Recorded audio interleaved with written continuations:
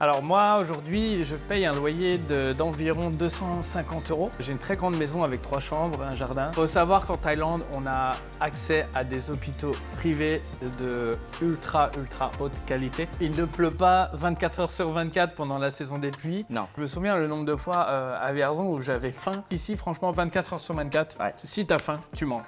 Une vie de famille multiculturelle. C'est juste une ouverture d'esprit incroyable. Pour les enfants, vous inquiétez pas, les enfants s'adaptent très bien. Ici, on vit dans un environnement où on ne se sent jamais en danger. Une fille peut sortir du bar à 2h, 3h du matin, elle ne se fera pas agresser. J'avais passé le premier de l'an, le 31, sous la Tour Eiffel, feu d'artifice, etc. Magnifique. Et le temps d'une soirée, j'ai vécu 3 situations que j'avais jamais vécues en Thaïlande où je me suis senti, oula, qu'est-ce qui se passe? Où je suis quoi? Les 5 bonnes raisons qui nous ont poussés à quitter la France pour la Thaïlande.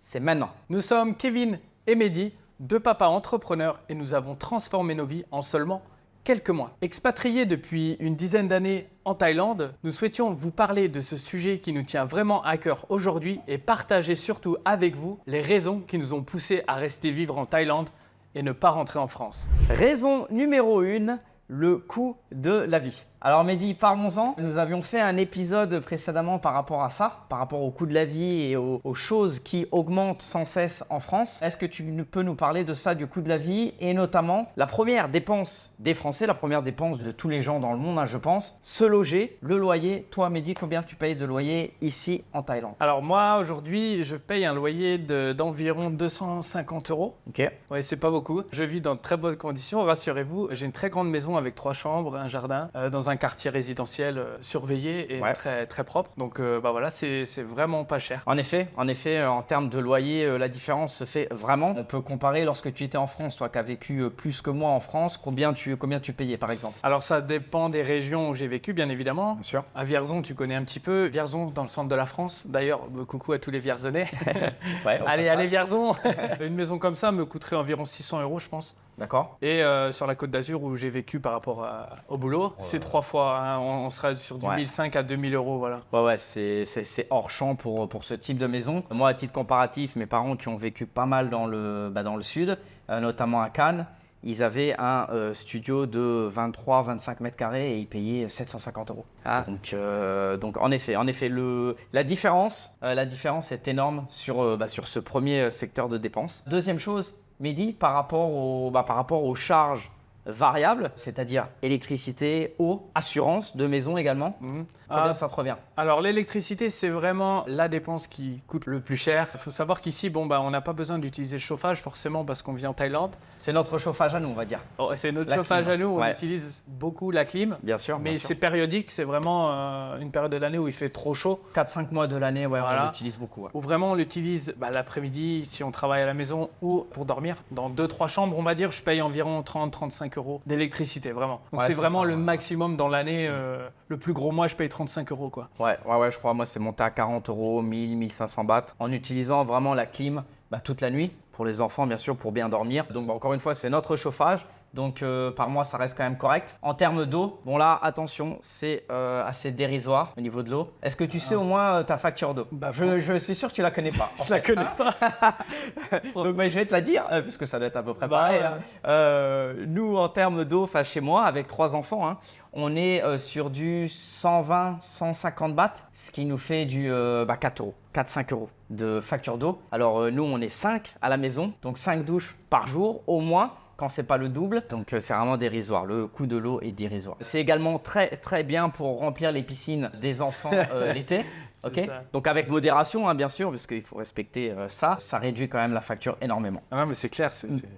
Donc troisième point, et ce qui est très important notamment également pour les Français, la facture à la pompe. Ah ça c'est le gros sujet. Hein. Ouais, encore un gros delta, malheureusement encore un gros delta par rapport à la France. Le prix Du à la gasoil, pompe, du gasoil à la France, c'est de combien? Je crois 1,70, 1,80. Ouais, on se rapproche des 2 €, je crois, périodiquement. Hein. Ouais, là où on tourne cette vidéo, je pense que c'est 1,80 €. Donc nous ici, on est à 40 bahts, ce qui nous fait du à peine 1 €. Hein. On doit être à 80 centimes, 90 centimes. Donc moins du double, ce qui fait une grosse différence encore en termes de budget. Hein. C'est énorme, c'est une énorme dépense Tout en sachant que nous, on tourne que très peu en voiture. Yeah, c'est ça. Il y a D'ailleurs, aussi ce mode de vie-là dans lequel on reviendra un peu plus tard. ouais, c'est clair. Le fait d'utiliser moins la voiture, parce qu'on se déplace quand même beaucoup. On se déplace, comme vous pouvez le voir sûrement dans les vidéos ou ce que vous pensez de la Thaïlande, beaucoup en scooter. En N'est-ce scooter. pas, Mehdi? Yes. D'ailleurs, pour en revenir au sujet du gasoil et de la pompe, j'ai mis le plein dans mon scooter il y a 15 jours. Ouais, tous les 15 jours. Quand aussi, le moi, nouveau pareillement. scooter est arrivé, Ouais. j'ai mis le plein en partant vraiment de zéro. J'en ai Ouais. eu pour 150 bahts, ça fait fait 3,60 €. Ça fait plaisir le Compteur à zéro, j'ai fait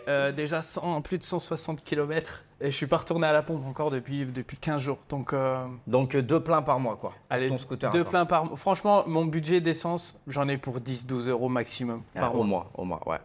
Donc quand ça, même, c'est aberrant. Ouais. Vraiment. Et même en ayant une voiture, puisque nous, on a également nos voitures pour emmener nos familles, bien sûr, le fait que ce soit 2 fois moins cher le prix du litre, eh bien, ça se ressent très clairement à la pompe, quoi. Donc, troisième point, encore un gros différentiel. Et à la fin du mois, ça se ressent très clairement. Quatrième chose, point également crucial pour les Français, et on en avait parlé lors d'une autre vidéo sur les produits alimentaires qui ont pris plus de 12%, je rappelle, en 2022. Monsieur Chiffre. Ouais, plus de 12%. Et nous, ça fait également vraiment beaucoup la différence parce qu'il y a le fait que déjà, on va beaucoup moins aux courses qu'en France. En course ou aux courses? Bref, Ouais, je sais pas. aux courses, d'accord. Ouais, j'ai arrêté le français. On a pas mal perdu du français, ouais, c'est vrai, puisqu'on le parle que très peu maintenant. Mais on va donc beaucoup moins aux courses et on va beaucoup plus au restaurant, de par la facilité que l'on a à manger dans les petits boui-boui au bord de la route. Et là, c'est pareil, la différence est énorme. Mais c'est énorme, comme tu dis. Le truc, c'est que lorsque l'on se déplace pour aller faire des courses, ça nous coûte beaucoup plus cher de remplir un caddie que d'aller au restaurant tous les jours. Ouais, Mais c'est ouais. véridique. Hein. Disons qu'on a encore plus tendance à acheter des produits qui nous conviennent d'européens, Les de produits petits d'import. fromages. Ouais, voilà. Ah, le petit camembert, je tiens à préciser quand même, parce que ça, ils sont pas au courant. Mais le petit camembert cœur de lion à Macro, c'est 12 €, quoi. Ouais, c'est vrai. Ça, C'est le point un petit peu négatif pour ceux vraiment qui sont accrochés à ces produits pas spécifiques, mais très importants en France. C'est beaucoup plus cher. on reste français, hein, Ouais. le fromage. Franchement, le fromage en Thaïlande, il faut avoir un certain niveau de vie pour pouvoir y avoir accès, en fait. C'est vrai, hein, on n'est pas dans du luxe non plus, mais Non, on n'est pas acheter dans du un luxe, camembert à 14 balles, 12 balles, moi, ça me fait mal au cœur. Psychologiquement, ouais, parce que tu te compares là pour le coup à la France, on fait le, ouais. on fait le comparatif, mais parfois on se fait un petit plaisir très clairement et on se l'offre, ce petit camembert. On se l'offre, Hein, bien sûr, voilà. bien sûr. Mais voilà, moi honnêtement, je vais une fois par mois. Je crois que toi c'est pareil aux Ouais, courses. Et je m'en sors avec 200 € pour tout le mois. Et après le reste du temps, ma femme va dans les petits marchés et ça c'est encore un atout. C'est-à-dire que nos femmes sont quasiment pareilles puisque c'est des Thaïlandaises. Tous les soirs, avant de rentrer, ils prennent leurs petits aliments, salade, tomates, enfin tout ce qu'il faut pour bien cuisiner. Et après, ils reviennent à la maison et là ils cuisinent et on en a vraiment que très peu, quoi. D'ailleurs, on peut parler des fruits et légumes, ce qui est très cher en France. C'est vraiment dérisoire ici, Ouais, encore ouais, une fois. Ouais. Et tous les gens qui viennent nous visiter ici en Thaïlande, l'une des questions, je ne sais pas si c'est pareil pour toi, mais la mangue, ça coûte combien la mangue? Ah Hein? oui, forcément, les produits un petit peu exotiques. Ouais, carrément. Ouais. Ouais. Non, mais ici, c'est vrai qu'on a cette facilité d'accès à tous ces fruits et légumes. En France, quand tu vas dans le rayon fruits et légumes, 1 € la mangue, je crois, non? La pièce. ouais, il me semble que c'est même peut-être plus que ça, hein, de souvenirs. Hein. Donc ici, vous en avez 5-6. Ouais, là, c'est largement. vrai. Ouais. Les saparotes, comme on appelle ici les ananas, pareillement, ils vous donnent ça en petits sachets, déjà tout découpé, etc. Et on en a pour 30 bahts, c'est-à-dire à peine 1 €, un gros sachet comme ça d'ananas. Donc voilà, fruits, légumes, enfin tout ce qui est vraiment produits alimentaires, il y a encore une grosse différence et on le vit bien. Ah. Ouais, on le vit bien, ça permet, mine de rien, d'avoir une nourriture plus saine au quotidien également. Ouais, exactement, tu as un très bon point. Cette Ouais. facilité d'accès, comme c'est pas cher, parce que, qu'on se le dise, en France, beaucoup de gens mangent très mal par manque de budget, en fait. Ouais, parce que c'est les produits pouces qu'on prend en bas. Ouais, c'est ça. Voilà, on l'a fait en étant étudiant. On prend le moins cher. Exactement. On a ouais. été éduqués comme ça. Ouais. Ça a été comme ça parce que pour nos parents, ça a été aussi difficile comme la plupart des Français. Ouais, on prenait les produits qui étaient en bas du C'est rayon. ça. Et Et ça, si tu prends le temps de regarder les étiquettes, Enfin bref, c'est pas le sujet du jour, mais tout ça pour dire qu'ici, on a quand même cet accès à des produits de qualité à des prix vraiment dérisoire. Ah, mais je pense que si, c'est très important ce que tu viens de dire là, parce que le fait que le coût de la vie soit moins cher, c'est un petit peu ambigu, parce que on paye moins cher et en plus on a des produits de meilleure qualité. Parce qu'il faut savoir, dans les marchés dont on parlait avant, c'est les petites mamies en fait. C'est les petites mamies qui cultivent Dans leur jardin. dans leur jardin les citrons, les mangues, enfin tous les fruits qu'on peut trouver ici, même les salades. Et ils apportent ça au marché en fait, avec leurs petites chariotes. Et voilà quoi, c'est des produits sans pesticides qui sont cultivés localement quoi. Ouais, c'est vrai. Donc c'est assez contradictoire. On paye moins cher, en plus on a des produits quand même, je pense, de meilleure qualité. Ah bah c'est la magie des taxes. Ouais. Mais là, c'est vraiment pas ouais.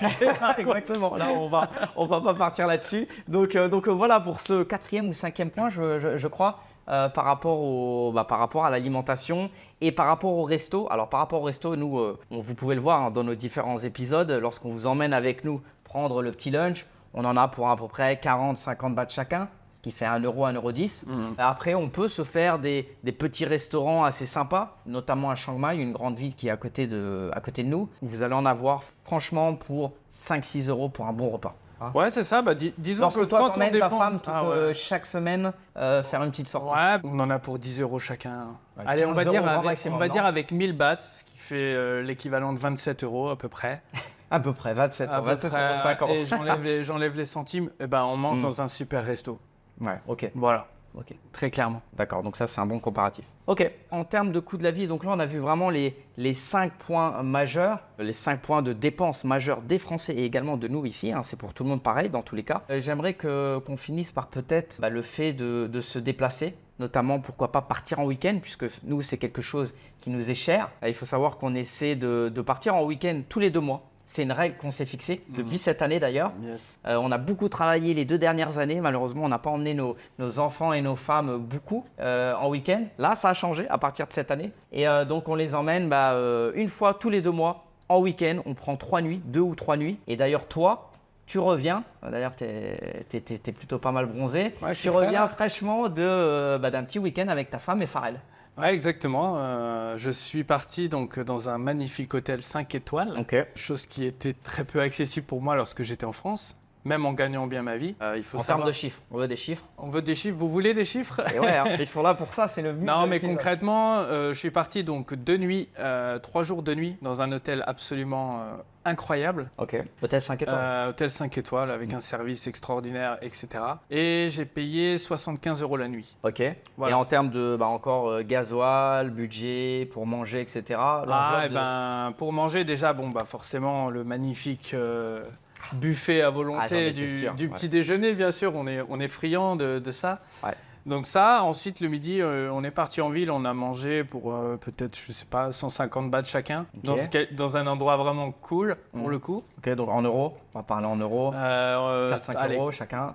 4-5 € maximum chacun. Ok. Et pour le dîner, on s'est fait plaisir le soir. On a été manger J'imagine. dans notre restaurant mexicain. Ah, ok, tu me l'avais pas dit ça. Pas Ah, déclaré. ouais, ça va, Ok. j'ai mes petits secrets avec ma femme quand même, puis mes papins. Oh, pas tu le dire non plus. Ok. Et du coup, le soir, voilà, j'en ai eu pour 850 bahts, exactement. Ah ouais, tu as été Donc là.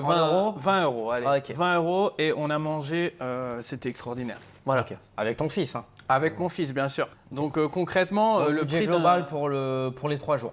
pour les 3 jours, j'en ai eu pour entre 250 et 300 € grand maximum. D'accord. Voilà. Ok, tout compris. All inclusive avec le gasoil, etc. quoi. Ok, d'accord. Ok, donc Très accessible. en effet. Je crois qu'en France, un Formule 1, au jour d'aujourd'hui, si je dis pas de bêtises, un Formule faudrait 1, vérifier. Je sais pas. franchement, 40-50 euros. c'est peut-être. plus de 50 €, je crois. Ouais. maintenant, un Formule 1.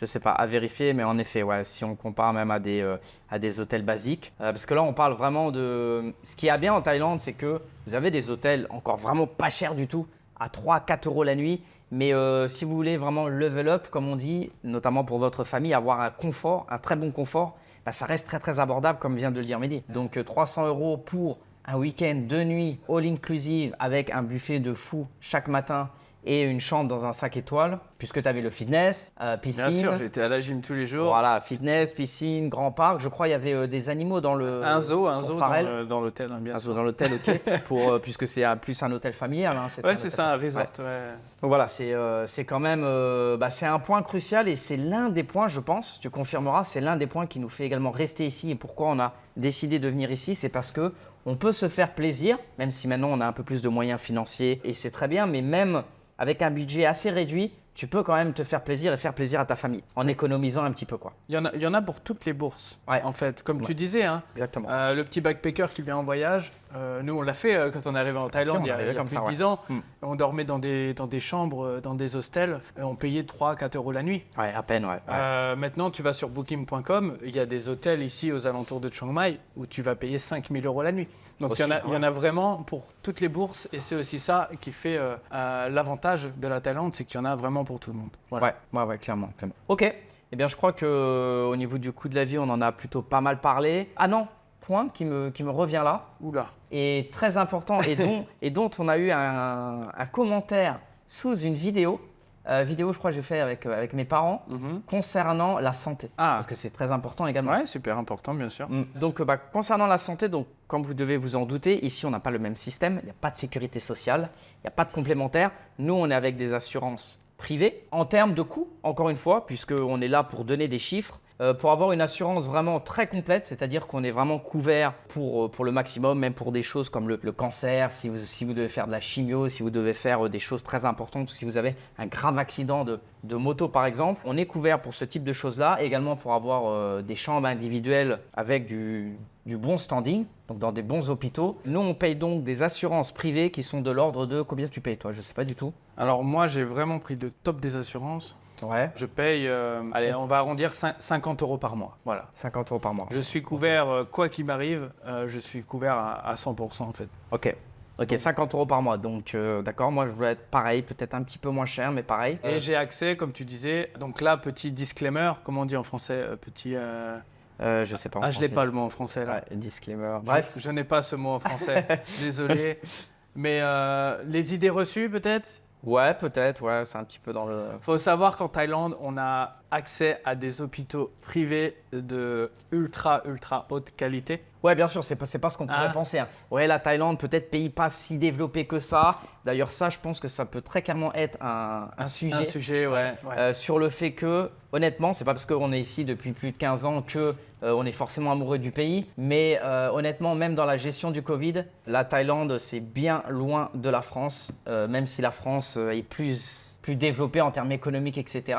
Semblerait-il, mais c'est pas du tout le cas. Bref, le sujet était l'assurance, pardon, je t'ai coupé. Et L'assurance, non, mais j'étais en train de pour dire… les hôpitaux. Les hôpitaux, voilà. Disons que nous, avec nos assurances privées, que l'on paye, donc comme je l'ai dit auparavant, environ 50 euros par jour, par mois, j'ai accès vraiment au plus haut standing des hôpitaux s'il m'arrive quoi que ce soit. Ouais, de très Voilà. bons hôpitaux. Donc en termes de service, tout est tout neuf. Il y a pas, c'est quoi que tu m'as dit la dernière fois? Il n'y a pas de restriction de budget au niveau des employés. Pour vous faire une perfusion, il y a 5 infirmières qui arrivent. Ouais, Quand très vous clairement. Quand vous arrivez à l'hôpital, vous n'avez pas d'attente, vous passez tout droit. Ah bah c'est pas les urgences de France où tu attends 6 heures. Ça c'est un truc de fou. Ça, c'est clair, tu es pris directement en charge et c'est pas parce que tu es un expatrié, hein, c'est pour tout le monde pareil, tu es pris directement en charge et le personnel c'est fou. Hein. Ouais.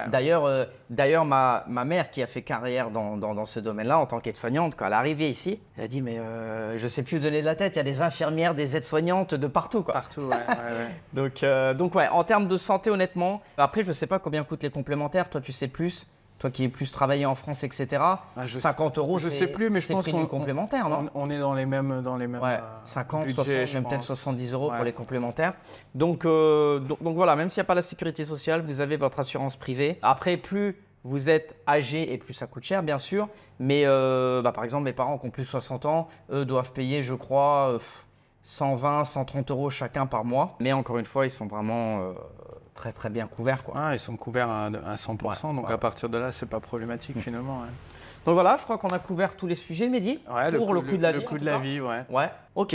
Eh bien, on va peut-être passer à la partie 2 maintenant. Yes. Ça marche? Ça marche. Du coup, voilà la raison numéro 2 de notre expatriation et du fait qu'on soit resté en Thaïlande, bah forcément dans l'équation, le climat, Kevin. Exactement, le climat bien différent de celui de la France. Là, actuellement, nous sommes dans quelle saison? Bah, c'est la fameuse mousson, la saison des pluies. Ouais. Il faut savoir que malgré les idées reçues que nous pouvons avoir lorsque l'on vit en France ou n'importe où dans le monde d'ailleurs, il ne pleut pas 24 heures sur 24 pendant la saison des pluies. Non. Et que nous sommes plutôt contents quand il pleut d'ailleurs dans la journée parce que bah, ça nous rafraîchit. Yes, très clairement, on est très content parce qu'il faut savoir que cette saison des pluies arrive après la saison très chaude et sèche que l'on connaît pendant 3-4 mois où là on atteint les 30, 35, 40 degrés. C'est très très dur. Donc bah, ça nous fait plaisir d'avoir un petit peu de pluie. Comme quoi la nature est extraordinaire, c'est qu'il pleut tout le temps en fin de journée. Ouais, c'est vrai, on a remarqué ça entre 17 et 18 heures. Quasiment, Généralement, à 95% du temps, ici chez nous, il pleut entre 17h et 18h. C'est un truc de ouf. Donc ça, cette saison des pluies, qui est plutôt ok finalement, c'est pas contraignant du tout. Et après, on arrive sur la meilleure période, selon moi, et la meilleure période pour laquelle il faut venir visiter la Thaïlande, je pense, c'est-à-dire l'hiver, notre hiver ici, qui correspond en fait aux mêmes périodes que la France, puisqu'on est sur le même hémisphère. Donc l'hiver qui va être de novembre à janvier-février. Bon, qu'est-ce qu'on appelle hiver ici, Mehdi? Ah bah l'hiver ici, en termes de température. En termes de température, la journée ça monte jusqu'à 30, maximum 35, donc ça reste très chaud pour ceux qui vont nous regarder. Oui, mais si tu veux comparer à la période chaude qu'on a ici, c'est vraiment cool. Ouais, 25-30 on va dire. Et après, grand maximum. Et la nuit, par contre, c'est le top. C'est le top pour nous parce que la température baisse et on peut enfin on peut dormir sans la clim. Ouais. Et ça, ça change la vie. Alors la température baisse, on va dire, on descend rarement sous les 10 degrés. Donc on est peut-être à 15 degrés, ce qui est déjà, honnêtement, froid. C'est pour nous. Pour ici, c'est froid. Vraiment, même nous, en étant français. D'ailleurs, ma femme rigole tout le temps par rapport à ça. Ouais, mais toi, tu es un étranger, tu ne devrais pas avoir froid. Mais lorsque la saison froide arrive avec les 15-20 degrés, bah, je mets quand même ma petite laine. Ah, bah, nos organismes s'habituent. C'est adapté à la Thaïlande et forcément, on n'a plus le même. On n'accepte plus les températures de la même façon, forcément. Ouais. Donc bah, climat très important. Pourquoi c'est très important? Parce que ça agit sur l'humeur de la personne. Ouais, ça, clairement. Moi, tu sais très bien, j'ai vécu 1 an en Angleterre. Ah oui. Angleterre, c'est pluie, froid. Et honnêtement, en termes d'humeur, en termes de mood, comme on dit, d'attitude, bah, t'es à l'image du temps en fait. T'es gris, t'es maussade, c'est clair. Ça joue beaucoup sur le moral. Ouais. Donc bah, vous savez les bienfaits du soleil en termes de vitamines, etc. Donc là, vraiment en Thaïlande, on est gâté. Et ça a très clairement été l'une des raisons pour lesquelles on a décidé de rester ici, quoi. Yes, c'est ça. Alors la troisième bonne raison, Mehdi, est très très importante, je dirais. Moi personnellement, peut-être la première même, la sécurité. Qu'est-ce que tu peux me dire par rapport à ça? La sécurité ou l'insécurité, comme on veut. Mais il faut vraiment qu'on en parle dans cet épisode parce que la Thaïlande est complètement différente de la France sur ce point. Alors comme tu as dit, insécurité ou sécurité alors ici? Ah bah ici il y a de l'insécurité, il y a énormément de sécurité. Plus de sécurité comparé en France. Non mais c'est vrai que c'est un point important et c'est incomparable et on s'en rend encore plus compte maintenant que nous sommes mariés et que nous avons des enfants et que très clairement quand on voit un petit peu les news et ce qui se passe en France, on essaie, tu le sais, d'éviter de regarder les news, etc. Mais on sait qu'il y a plein de choses qui se passent en France qui ne sont pas forcément bonnes. Et très clairement, ici, on vit dans un environnement où déjà, on ne se sent jamais en danger, que ce soit pour nous ou nos familles au quotidien. Ouais, tout à fait. On est ici depuis plus de 15 ans et honnêtement, moi personnellement, je ne me suis jamais senti en insécurité avec tout ce qu'on a fait pourtant, parce qu'on en a fait en Thaïlande, on l'a fait de long en large et voilà, on n'a jamais eu ce sentiment d'insécurité ou se dire ouh là il y a danger, on va mal finir ou donc c'est quand même quelque chose d'ultra positif et d'ultra important et notamment pour notre famille, comme tu l'as dit. Moi, je viens d'avoir une petite qui a maintenant 1 an et demi. Bon, bah voilà, lorsque vous avez un garçon, mais encore plus une fille, lorsqu'elle grandit, lorsqu'elle devient adolescente, qu'elle commence peut-être à sortir avec ses copines, et ce qui est normal, même juste en centre-ville, bah là, ici en Thaïlande, il n'y a pas de se dire en tant que papa, bon voilà, ma petite est partie avec ses copines, est-ce qu'elle va pas se faire embrouiller entre guillemets ou interpeller en mode, tu connais, Enfin voilà, ça, les wesh wesh, quoi, Wesh wesh. on connaît pas quoi ici. D'ailleurs, sachez que vous ne nous manquez pas, les wesh wesh.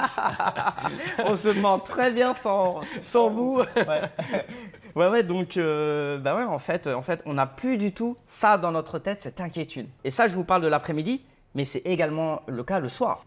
Lorsque vous sortez dans un bar, en boîte de nuit, une fille peut sortir du bar à 2h, 3h du matin, elle ne se fera pas agresser. Habillée comme elle veut. Habillée comme elle veut, Car elle a exactement. cette liberté ici de vraiment, sans être jugée, de s'habiller comme elle veut. Ouais, et elles prennent très bien les libertés d'ailleurs, notamment les Thaïlandaises, qui Oui, sont oui. plutôt très bien apprêtées lorsqu'ils sortent. Ouais, c'est vrai. Et d'ailleurs, si les Françaises prenaient ce type d'habillement en France, Elle pourrait pas. ah ouais. Elle pourrait pas. Ouais. Et ça, c'est navrant en fait. Hein. C'est fou, hein. C'est navrant, comme tu dis. C'est C'est fou en fait. Dans un pays dit si développé que la France, démocratique, machin, par exemple pour les femmes de ne pas pouvoir s'habiller comme elles le souhaitent, de manière sexy, de manière comme elles le ressentent en fait, c'est quand même fou. Alors qu'ici en Thaïlande, les filles qu'on voit lorsqu'on sortait avant, ils sont habillés vraiment comme ils le veulent là pour le coup. cette belle époque. Cette belle époque du célibat. Mais donc par rapport à ça, vraiment pas d'agression pour les hommes et surtout pour les filles. Donc c'est une grosse différence. Hein. Bien sûr, juste le fait de se sentir bien, peu importe où tu te trouves. Ouais. Voilà, comme tu l'as dit. Sécurité. En France, hein, tu connais un petit peu Paris, par exemple. Paris, aujourd'hui, je crois que tu as une anecdote par rapport à ça. Il t'est pas arrivé un truc à Paris, un nouvel an Ah ouais, ça fait bien longtemps en effet. Ouais. Ça date, mais c'est d'actu encore. Hein, Ah bah clairement. sûrement, c'est peut-être même pire en fait. Ouais, c'est vrai. En effet. J'avais passé le premier de l'an, le 31, sous la Tour Eiffel, feu d'artifice, etc. Magnifique. Et le temps d'une soirée, j'ai vécu 3 situations que j'avais jamais vécues en Thaïlande où je me suis senti, oula, qu'est-ce qui se passe? Où je suis quoi? Il y avait une touriste qui s'était fait voler son sac en mode à l'arraché comme ça. Deuxième situation, grosse bagarre quasiment au pied de la Tour Eiffel. Et troisième situation, lorsqu'on voulait rentrer à notre hôtel avec mon ami, on était donc dans le métro et là il y avait des gangs de 4-5 mecs qui couraient dans le métro, des barres de fer qui tapaient dans les murs. On s'est dit oula, on a commencé à longer le mur. Mais voilà, ce sentiment de oula, on est là pour le 31, on veut commencer la bonne année, la nouvelle année sur une bonne note. Et là, tu as tout de suite un sentiment d'insécurité, de danger, c'est fou. Mais pour rebondir là-dessus, tu sais que les gens, il y a beaucoup de touristes qui ont peur d'aller à Paris. Ils en rêvent parce que Paris, ça fait rêver.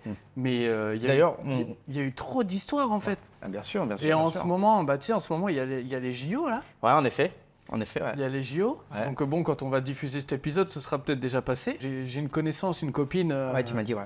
Qui est dans les forces de l'ordre. D'ailleurs, petit coucou à Manon qui se reconnaîtra. Elle est à Paris pendant un mois pour les JO et elle partage beaucoup de choses sur son Instagram, sur les faits divers forcément parce qu'elle est un petit peu dans le truc. Ouais. Et c'est un truc de malade. Ah ouais. Le lundi, c'est une jeune policière s'est fait agresser sexuellement. Le mardi, c'est une jeune gendarme s'est pris un coup de couteau. Le mercredi, c'est à chaque jour son lot de cocktail Molotov sur la vitrine du. Enfin, ça ne s'arrête jamais quoi. Et c'est vraiment flippant, tu vois. Ouais, c'est terrible. C'est terrible, même pour l'image de la France. Et tu en parlais. Et même ici, les Thaïlandais, puisque la France reste avec son image de pays de luxe, de tourisme, de gastronomie, etc. Et il y a beaucoup de Thaïlandais assez aisés qui vont en France, qui souhaiteraient aller en France, comme tu dis. On échange avec certains d'entre eux. Et ils nous disent que finalement, ils ont peur au final d'aller à Paris. Ils sont réticents, très clairement. Et que finalement, ils changent. Ils vont dans d'autres pays de l'Union européenne ou aux États-Unis également. Mais la France, ça devient compliqué en termes d'image. Et encore plus compliqué en termes d'insécurité par tout ce qu'on vient de dire. Mais honnêtement, la sécurité, la seule insécurité que l'on peut avoir ici, qui est un fait, en fait, c'est sur la route. La route, le code de la route. Le code de la route. Le fait qu'ils conduisent pas très bien. Donc ça. Les routes sont dangereuses. Ouais, il faut le dire. Ouais. Les routes sont dangereuses. D'ailleurs, j'en ai une très mauvaise expérience. Mais les routes sont dangereuses et c'est vraiment le point négatif ici. Donc il faut faire attention. Et tout doit bien se passer normalement. Mais c'est le point négatif. Et par rapport à ça, je pense qu'on peut également peut-être parler des petites incivilités qu'il y a sur la route, mais qui au final du fait qu'on soit en Thaïlande et de par leur attitude, leur mode de vie, etc. Bah en fait, c'est. Ça passe. Ouais, ça passe. Ça passe. Et tout passe avec le sourire. Avec le sourire, c'est ça. C'est toi qui m'as dit hier ou avant-hier, énerve-toi avec ce sourire. Ouais. Ouais, vas-y. C'est vrai. Et ça, c'est un bon conseil d'ailleurs pour vous qui êtes encore en France, parce que nous, on essaie également de se contenir, parce qu'on est français. Mais il faut savoir qu'ici, il y a beaucoup d'incivilité sur la route. C'est-à-dire que, par exemple, on va être là en train de conduire sur la route principale et il y a un mec qui se gare. Il y a un mec qui se gare sur la route principale pour aller chercher un truc au 7-Eleven ou pour faire un truc. Et en fait, il bloque tout le monde. Et au bout de quelques secondes, on a une queue de 150-200 mètres. Et le pire des trucs, c'est que personne se plaint. Personne klaxonne. Personne klaxonne. Alors qu'en France, il y a déjà 2-3 mecs qui sont sortis de la voiture et ils veulent en découdre, quoi. Ah, mais à Paris, déjà, tu peux pas t'arrêter pour déposer quelqu'un. Ouais. Tu te fais fracasser. Ouais. Et nous, on reste français, on a quand même ça en nous, le fait de gueuler dans la voiture. Ouais. Et je sais Ou que sur toi, le c'est comme motorbike. moi. Tu commences à klaxonner et après ta femme elle te dit ma femme elle m'engueule tout le temps. Ouais, m'appelle là. Calme-toi, ça baille, c'est pas grave. Et finalement, la morale de l'histoire, c'est quoi en fait? C'est que même ces incivilités, qui ne devraient pas être, hein, puisqu'en fait il n'a pas à se garer là, c'est un fait, mais en fait ça passe parce que le mec va ressortir de l'épicerie, il va regarder la queue, mais véridique, hein, comme ça, il va sourire, il va faire un petit signe en mode excusez-moi, il va rentrer dans sa voiture, personne n'a klaxonné. Et puis voilà, et la vie reprend son cours. Chacun reprend le cours de sa vie tranquillement. Ouais. Alors que voilà, il y aurait eu lieu de s'énerver pour le coup, mais non. Et c'est pour ça, franchement, moi personnellement, c'est ce que j'adore ici en Thaïlande également, c'est que les gens ont tellement un laisser-aller un peu. C'est un peu quand même en mode footiste, mais en mode footisme. Enfin, je l'accepte et tout va bien, on est content, on sourit. Et ça évite beaucoup de problèmes, je trouve. Beaucoup de tensions. Je pense que c'est vachement culturel. Ils sont pas frontales. C'est-à-dire que nous, on a un problème, on va aller l'exprimer tout de suite. Tac, tac, tac, faut y aller, tu vois. Ouais. Eux, ils gardent beaucoup les choses pour eux. On pourrait prendre ça, quand on connaît pas bien la culture, par le fait d'être un peu fake, comment on dit faux. D'être faux, mais en fait c'est pas ça, c'est qu'ils ont un contrôle, ils sont plus relax sur beaucoup de choses et ils ont bien raison finalement. Ouais, très clairement. Très clairement, tout ça c'est juste pour dire que au final je pense que c'est eux qui ont raison puisqu'ils se prennent pas la tête pour ce genre de choses, puisque c'est que des petites choses de la vie en fait. Et d'ailleurs nous en tant qu'entrepreneurs maintenant on le sait beaucoup mieux parce que voilà, si vous commencez à accorder des choses, de l'importance à des petites choses comme ça, votre journée va devenir un calvaire en fait, tout simplement. Donc je pense qu'ils ont compris ça et c'est très bien comme ça. Donc ça fait vraiment partie des raisons pour lesquelles on aime être ici, c'est qu'on est relax avec eux, voilà. On s'est adapté à eux, on est en sécurité. On est en sécurité et on est tranquille. Hein. Ouais. Et lorsque l'on est père de famille, encore une fois, lorsqu'on est tout seul, lorsqu'on arrive tout seul, même pour voyager. Et d'ailleurs, il y a énormément de filles européennes qui viennent toutes seules. Qui voyagent seules. Qui voyagent seules. Et ça, c'est pas possible en Amérique du Sud. En France, par exemple, c'est quand même difficile. Là, on voit énormément de filles qui viennent toutes seules, sac sur le dos, et ils font toute la Thaïlande, quoi, sans aucun problème. Donc, ça a vraiment été l'un des points essentiels lorsqu'on est arrivé. Et c'est encore plus un point central maintenant qu'on a une famille, cette sécurité. Moi, honnêtement, je ne me vois pas retourner en France avec ma famille, vivre en France, rien que pour ce point. Ouais, non, merci. Non, ça ira. Non, merci.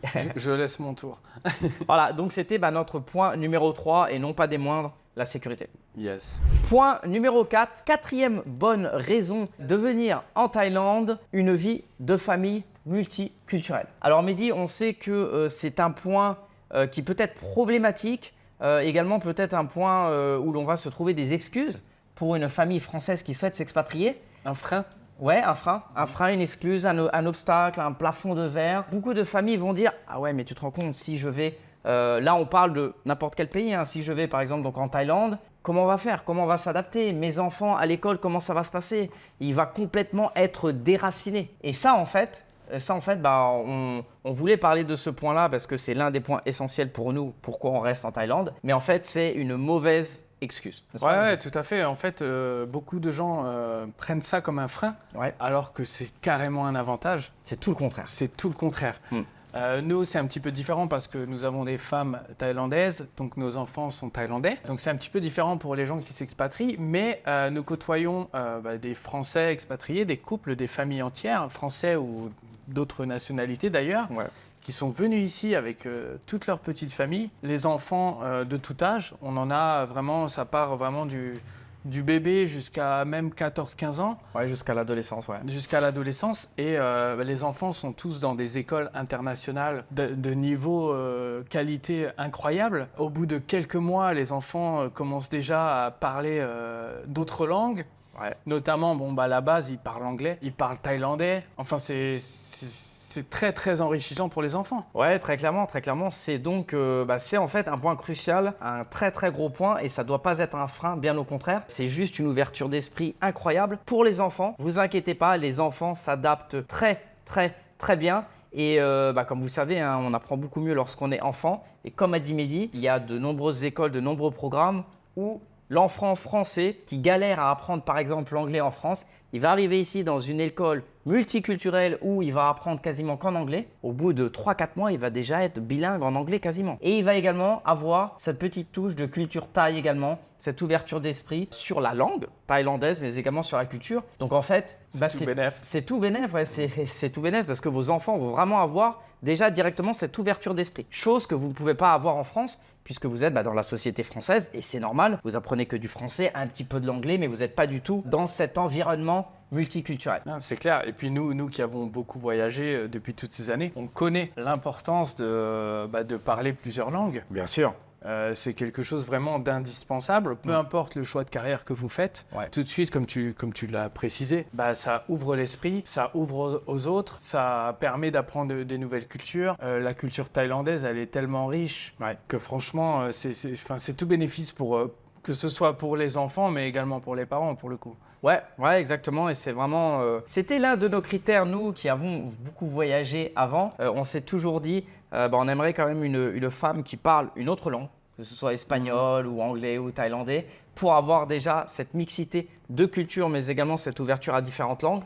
Donc vous, si vous posez la question, puisque c'est là le point, est-ce que je m'expatrie ou pas, mais comment ça va se passer avec mes enfants? Non, ce sera plutôt un très gros point pour eux et ça va être vraiment un avantage que vous allez leur donner. Et tu parlais des gens que l'on connaît, des couples que l'on connaît, ils sont très très contents avec ça et ils nous disent que c'est l'un des points essentiels de leur expatriation d'ailleurs, le fait de voir leurs enfants se développer dans un environnement aussi ouvert et aussi intéressant en termes de langue et en termes de culture. Ils ont une faculté d'adaptation qui est beaucoup plus souple ça aide également. que les adultes en fait finalement, donc forcément ils apprennent beaucoup plus vite. Ils ont la chance de côtoyer à l'école des enfants du monde entier parce que dans les écoles internationales forcément il n'y a pas que des Français, il y a des enfants d'expatriés du monde entier. Donc c'est une chance et une richesse exceptionnelle. Et pour nous, on l'a toujours dit, vous donnez déjà des cartes à vos enfants. Pour le futur. Pour le futur dans leur vie. Pour le futur. Et d'ailleurs, moi personnellement, qui était comme tu sais beaucoup études, diplômes, etc. Comme on me l'a appris d'ailleurs, là avec mes enfants, pour moi le plus important c'est les langues vraiment. Beaucoup plus que les diplômes par exemple. Parce que nous, on en est l'exemple, on a pu voir ce qu'on a pu faire grâce aux langues, parce qu'on savait parler espagnol, parce qu'on savait parler anglais, parce qu'on sait se débrouiller en thaïlandais, et ça ouvre beaucoup de portes. Peut-être plus que des diplômes, je pense. Tout à fait. Moi, c'est une des raisons pour laquelle j'ai pu faire cette carrière et toutes mes belles saisons dans l'industrie du luxe, c'est parce que je parlais plusieurs langues en fait. Voilà, et cette ouverture d'esprit aux gens du monde entier, savoir accepter les différentes cultures. S'adapter, l'adaptation comme tu en avais parlé. Savoir s'adapter à chaque client. Mais ça, on ne peut pas l'avoir si on reste en France parce que de par le système et le fait que l'on soit, que les gens peut-être qui nous regardent soient français avec une femme française. Donc ça, forcément, on n'a pas différentes cultures puisqu'on n'a qu'une seule culture, la culture française. Mais le fait donc de s'expatrier dans un pays totalement différent, hop, il va y avoir cette touche-là qui va venir s'incorporer dans votre famille. Donc voilà pour ce point numéro 4. C'est également un point très très important et un point qui peut être encore une fois freinant pour vous si vous souhaitez vous expatrier, mais qui ne devrait pas l'être, bien au contraire. Qui ne l'est pas. Ouais. Bon, et bien voilà Kevin, je crois qu'on arrive à cette 5e et très très bonne raison pour laquelle nous avons quitté la France pour la Thaïlande. Quelle est-elle? L'accessibilité à tout et à tout moment. Ah, ok. Donc il y a beaucoup d'exemples à donner. Ouais. On va prendre 3 points seulement parce que sinon, je crois que cet épisode va durer 1h30. On pourrait, hein, même plus, ça. On pourrait. On fera un épisode au pire, si les gens sont intéressés. On verra ça. Yes. Du coup, l'accessibilité à tout moment. Ouais. Le point numéro 1 que j'aimerais aborder, c'est la nourriture. Ok. Comment ça se passe ici? Tu as travaillé tard. Ouais, Ça arrive. Il est minuit passé, 1h du mat, ça nous arrive avec le décalage horaire. T'as faim, qu'est-ce que tu fais? Eh bien, tu fais rien, tu rentres chez toi, tu regardes dans ton placard si tu as la chance d'avoir des pâtes et tu les cuis. Tu te prépares des pâtes pendant encore un quart d'heure, 20 minutes. T'as pas du tout envie de faire ça. Et nous, on ne le fait pas parce que en fait, ici, on a la bouffe, la nourriture disponible vraiment H24 pour le coup. Donc notamment avec les fameux 7-Eleven. Ce sont des petites épiceries qui sont ouvertes 7 jours sur 7, 24 heures sur 24 où vous trouvez quasiment tout ce que vous avez besoin. Donc ça, très grande facilité d'accès au niveau de la nourriture. Également, tôt le matin, tard le soir, vous avez tout le temps des petits boui-boui, des petits restos où vous pouvez manger quel que soit le plat, que ce soit des pâtes, du riz. La street food. La street food, ouais, exactement. Ouais. Ouais. La street food. Et vous avez des petites brochettes tout le temps de disponibles.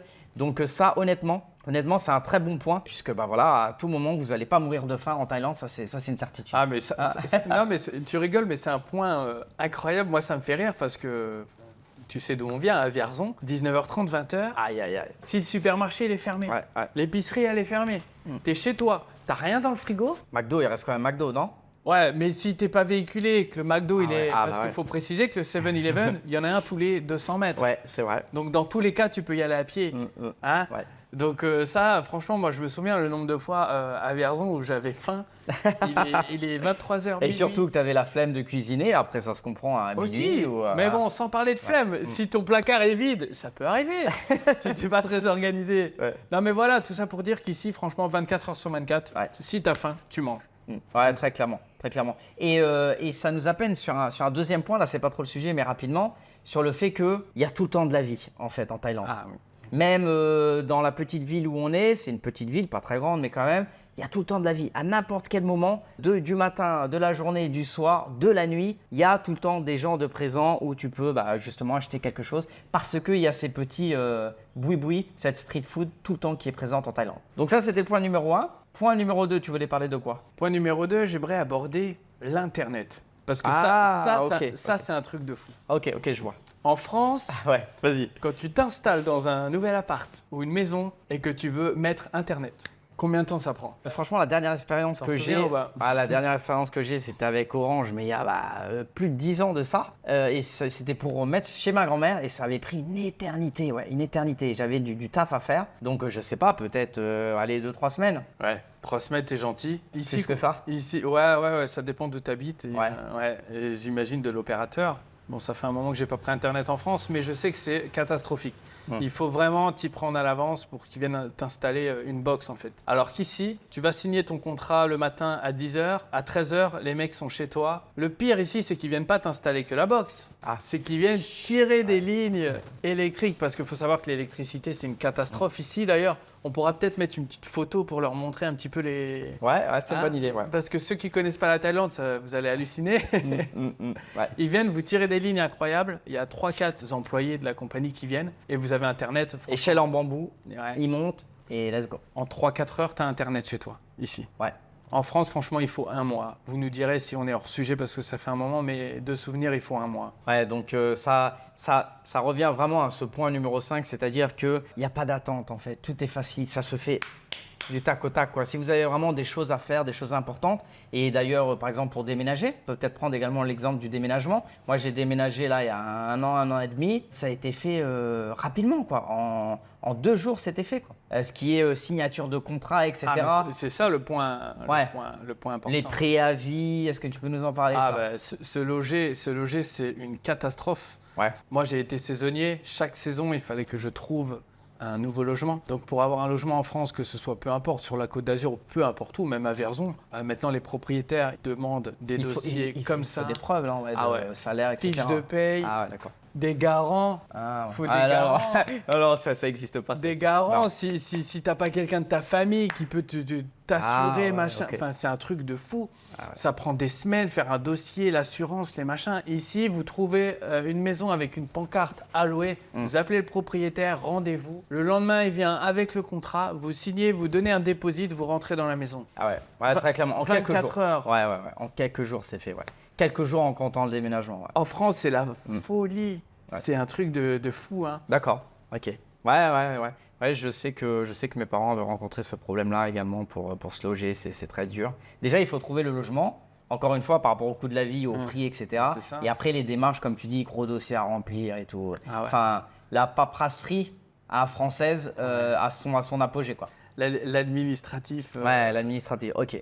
Donc ça, l'accessibilité du logement, par exemple, aussi facile que l'Internet. Comme tu as dit, en quelques heures, quasiment, vous pouvez avoir votre logement, quoi. Donc logement, Internet, nourriture. Par rapport à ça, même par rapport au logement, donc, puisque toi, tu avais aménagé la maison que tu loues là, de A à Z, ça c'est pareil. Vous allez au magasin, au centre, par exemple, le But d'ici, vous achetez et ils vous livrent directement le jour même. Ils vous montent les meubles. Sortie de magasin, ils viennent, ils montent tout. Tout est compris. Enfin, il y a une facilité à tout, en fait, d'accessibilité à tout et sans avoir forcément plus d'argent qu'un autre. De par le coût de la vie, Parce qu'en France, en fait, tu peux avoir ce genre de service, mais tu payes en plus. Il faut payer Ouais. tout le temps payer. Ici, c'est vraiment tout est accessible ultra facilement. Voilà, donc c'était vraiment cette 5e et dernière raison qui nous a poussé à nous expatrier. Très honnêtement, on en a d'autres des raisons. Ouais, justement, peut-être pour finir. Oh, il a autre chose à dire. Ah oui, un point très très important et on ne l'a pas évoqué, donc ça peut être dans cette partie-là, très clairement, l'accessibilité à toute l'Asie. Ah oui, effectivement.